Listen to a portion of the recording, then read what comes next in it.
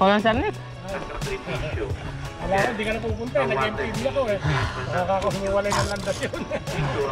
Tinanong ko kung may nakasalubong na ako. Wala naman daw. Naku, sabi ko, hindi ko alam kung nasa likod talaga o nasa harapan. Kahirap na, ano?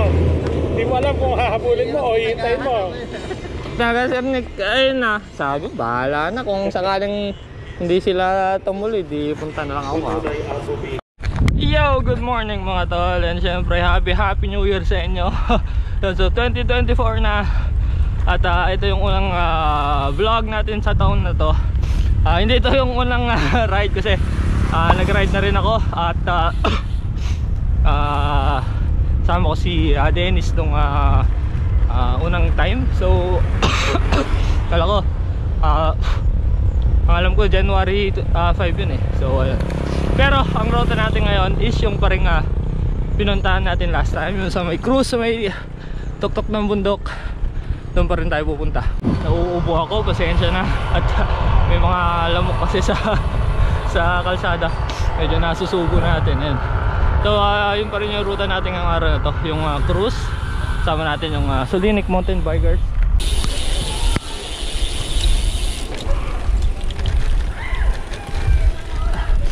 Dito sa istansya pasukin. So dito yung papasukan natin. Yan, kaso rough road. As naka road bike tayo. Wow, galing. Ang galing. Ananad. Ingat, ingat. Asal sumunod. Sorry kung magkaroon. Rapi-rapi. Maraki yan.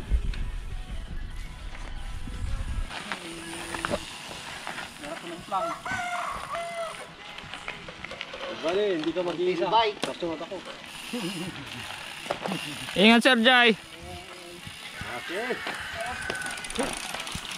Ingat press, ingat. Rough road.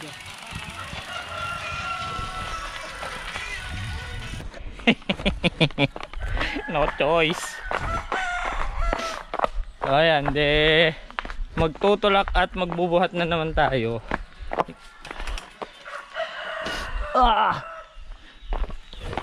So rough road to eh. Itong papasok. So, let's go. Ito yung papakyat sa may cruise.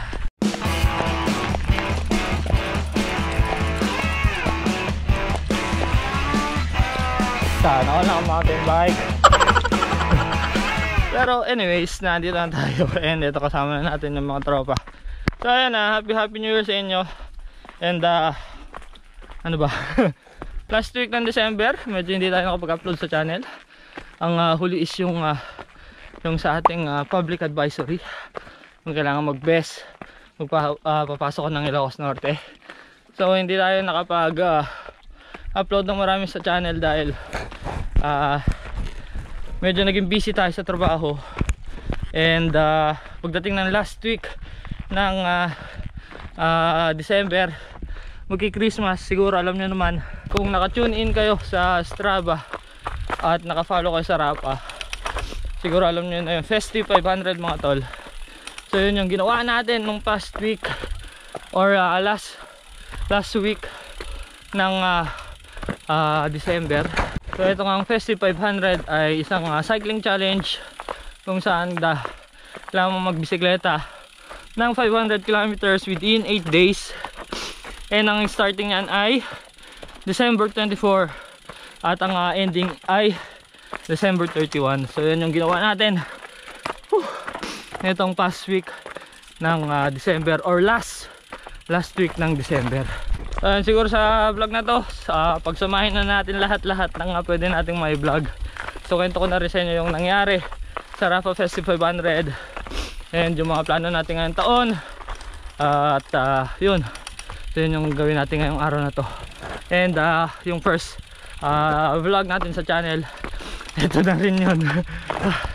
Wala, sira bala ng sapatos ko na ito. Buti na lang yung pang-ensayong sapatos yung dala natin. Buhay pa rin hanggang 2024.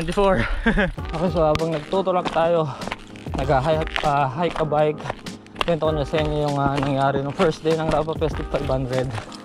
So yung aming first day nangyari ng December 25. Supposedly mag-bufay kami ng 24 kaso Christmas Eve, maraming preparation, maraming ginawa, kaya hindi na kami nakapag-bike. So December 25, day 2 ng Festive 500. Yun yung unang ride natin. So sama natin si Lenny, saka si Engineer. And ang unang ruta natin ay sa Badok, yung boundary ng Ilocos Norte at Ilocos Sur. And dire-diretso lang yung ride namin. At siguro naka 85 kilometers tayo doon dahil nung papauwi na kami ay sumitrip kami ng Poway Church. And then dire-diretso hanggang sa Suba Road papuntang Lawag. So yun yung loop natin. And sa day 1, ito yung ating record or ride 1 natin sa day 2. Ito yung kanyang record. And then pagdating naman ng day 2, medyo nagkaroon tayo ng aberya. Si Mrs. kasi nagkasakit ng madaling araw, kaya hindi ko naman maiwan. Hindi ako nakapag-ride ng umaga, binantayan ko na lang. At ayun, pinunas-punasan hanggang sa pumupa yung kanyang lagnat. Pero dahil bumuti din yung kanyang pakiramdam pagdating ng hapon, ayun, so saglit tayo magbisikleta. So day 2 natin, bypass laps lang, umikot lang tayo. Kaso ayun nga, dahil kapos sa oras, naka 30 kilometers lang tayo siguro nun. So ito ulit yung data ng ating ride 3, ay ng day 3 ride 2. And then pagdating naman ng day 4 ride 3 natin, same ulit, bypass road laps. Medyo maganda na yung pakiramdam ng misis, kaya nakapag-bike tayo ng umaga. So bypass laps ulit dahil parang nagustuhan ko yung aking paikot-ikot doon. At dahil sa wala mang ganang sasakyan sa bypass road, ayun, nakapag-laps naman tayo. And para sa ating ride 3 ng day 4, eto yung ating record, 60 kilometers naman na nagawa natin. So day 5, sa next day, si Sir Nick na yung kasama uli natin, si Sir Nick saka si Dennis. And dahil kasama natin sila, medyo napapabilis yung ating ruta. Kaya medyo palaspag na rin ako sa mga pagkakataon na to dahil straight na ride yung ginagawa natin. Dahil papalapit na matapos yung Rapa Festive 500. At yun nga lang, medyo parang kinakapos ko sa tayo ng oras. At medyo konti pa lang yung kilometers na nagigain natin. Kaya pagdating ng ride 4 ng day 5 ay mabuti na nagbadok ride kami, pero balikan lang. So nakagawa tayo ng 83 kilometers. And sa hapon, dahil gusto ko medyo mabawasan pa yung kilometers, nag-ride ulit kami ng hapon. Kami naman ni Engineer Hansel, Palyas Loop lang yan, 35 kilometers yata yan. So ito yung data ng day 5, ride 4 and 4.5. Same pagdating na ride 5, meron ulit Sir Nick ulit ang kasama sa si Dennis. Fast pace ulit yung galawan. Nagkurimau loop lang kami, 55 kilometers. And pagkatapos nyan, again, gusto ko kasing bumaba na ng kilometers yung ating mabubunuin sa Rapa Festive 500. Gusto ko pagdating ng last day is 100 km na lang sana. Kaya pagdating ng hapon, nag-ride ulit tayo 42 kilometers.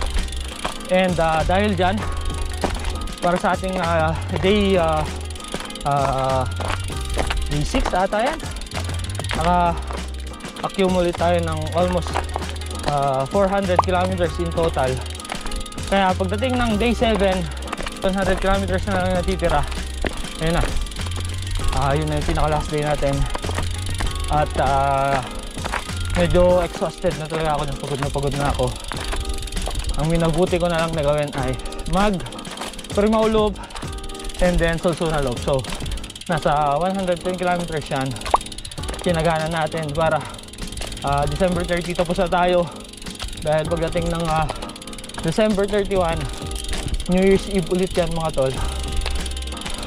Marami na naman tayong gagawin. Magluluto, mamalengke. Siyempre yung mga ihahandaan natin pagdating ng New Year. So yun, December 30, natapos na natin yung challenge. Naka 510 kilometers tayo within 6 rides. Yes, mabuti na lang natapos natin. First attempt ng Rapha ST500. Success yung ating ride. So yun yung ganap ng last week ng December ng 2023. And then ayun, pumasok na yung January ng 2024. Ayun, so sa totoo lang medyo pangit yung pasok ng taon sa akin. May mga nangyari sa personal life natin na siguro hindi ko na lang share dito. Kaso ayun, supposedly dapat January 1 mag-upload na ako, kaso ayun nga, dahil may nangyari or unfortunate na nangyari, hindi na tayo nakapag-upload. So yun yung mga dinadamdam natin ngayong taon na to. So medyo hindi nga talaga maganda yung pasok ng January, pero first week pa lang naman, siguro ayon din yung panahon sa atin. So unang budol daw ng taon. So medyo nakita na naman yung dinaanan natin, medyo rough road nga naman talaga. So unang budol daw ng taon. Pasimuna na naman natin. Okay, so saglitin lang muna natin doon sa cruise kasi magandang view doon eh. So naandun na sila Sir Nick, si Sir Rocky doon sa may taas. And tara, puntaan na muna natin dahil magtutulak ulit tayo dyan.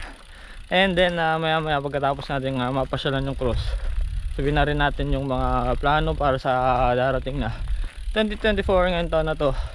Yung mga goals natin na sana ma-achieve natin bago mag-end yung taon. Yan, so maya maya akit muna tayo. Tulakis na naman. And sa pagkakaalam ko dito din natin dinala yung unang ride natin last year 2023. Dito din yata yung ating New Year's ride. So yan, parang nagbalik lang tayo dito. Parang naging ano na siya, panata. Pero pangalawang beses pa lang naman ngayong taon na to. So na, dito na. Ito na yung cruise. Ayan na.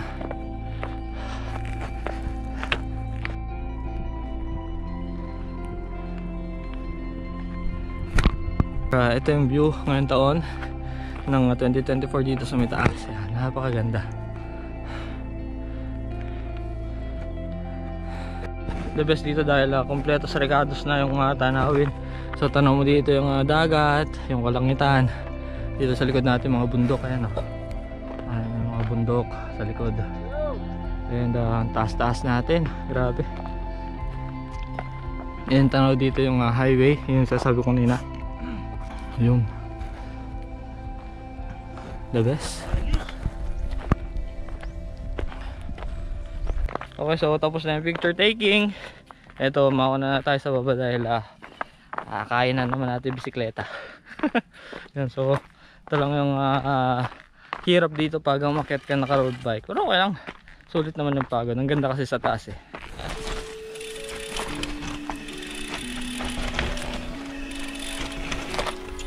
Papalapas ako na ng high. Nakababa na kami dun sa bundok. And ito, pauwi na tayo. Okay, so para naman sa plano ngayong taon, syempre dating gabi pa rin, rides pa rin hanggang may mga pupuntahan tayo. So meron na tayong mga planong puntahan ngayong taon na hindi natin nagawa last year. So marami kasing mga circumstances na hindi umayon, kaya hindi natin nagawa yung ride na yun. So for example, yung sa the Epic Ride 3, supposedly dapat bago sana mag September or kalimutan ko na kung kailan yung bagyo. So bumabagyo na kaya hindi tayo natuloy dun sa ride na yun. And hopefully makagawa natin ngayong taon na to. So yun yung mga plano para sa taon. And yung mga makapag-upload din sana ng videos dito sa channel. Minsan kasi talagang kinakapos tayo ng araw, or minsan hindi nga tayo nakakapag-bike dahil nga busy. So hopefully magkaroon tayo ng mga magagandang content at continuous upload dito sa channel. And para sa ultimate goal ngayong taon na to ay dito para sa channel natin ay yung maibalik yung monetization natin. So isa pa yun na medyo nakalugmok sa akin nung past month ng 2023 kasi na-demonetize tayo gawa ng may violation tayo nagawa. So nalip lang yung ating suspension nung December 19 last year. And ayun, so ang goal is maibalik talaga yung ating monetization dito sa ating YouTube channel. So ayun, napapansin nyo medyo bumababa pa yung mga views natin, and wala tayong magagawa dyan. So continuous pa rin, tuloy-tuloy lang. And tsaka pala, meron pa pala tayong bagong channel mga tol, yung ating secondary channel. May mga ilan-ilan na tayong uploads doon. Kung gusto nyo pala ng full insight ng vlog sa pagkuha natin sa Rapha Festival 500, yung pag-complete natin, andun din, link ko na lang sa description yung channel mga tol. So yun, medyo English and gaming lang tayo doon. So ang purpose nun ng channel na yun is ayun nga, kaya nagpa-vlog tayo ng English doon is para naman makakonect tayo sa mga ibang foreign countries natin na gusto ding manood. At syempre matatalino naman ang mga Pilipino, nakakaintindi naman ng English, kaya sure ako na makaka-relate din kayo doon. So pagpasensyahan nyo na lang yung Carabao English natin doon. Medyo practice pa rin naman tayo, pero sa ngayon pagpasensyahan nyo na muna. Pero kung sakaling maintindihan nyo naman, di okay na okay. So ayun, KL Cycling Journey pala yung pangalan ng channel, and siguro pilitin natin na makapag-upload doon ng content na iba dito sa main channel natin. So yun yung ating susubukan din mga tol.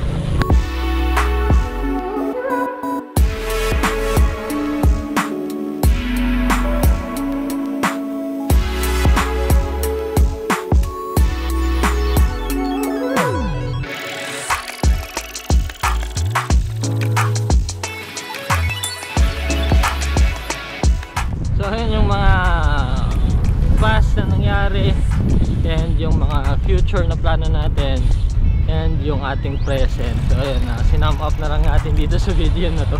So yun, hanggang dito na lang yung ating vlog. Ito, pauwi na tayo. And kung nag-enjoy kayo sa panonood, like nyo na lang yung video. And kung hindi pa kayo nakasubscribe, subscribe na lang kayo sa channel. And hopefully maging maayos yung takbo ng ating 2024 tayong lahat. Ayun, so thank you sa pagsama sa amin. And hanggang dito na lang muna. Kita-kits sa susunod. Ride safe kayo mga tol.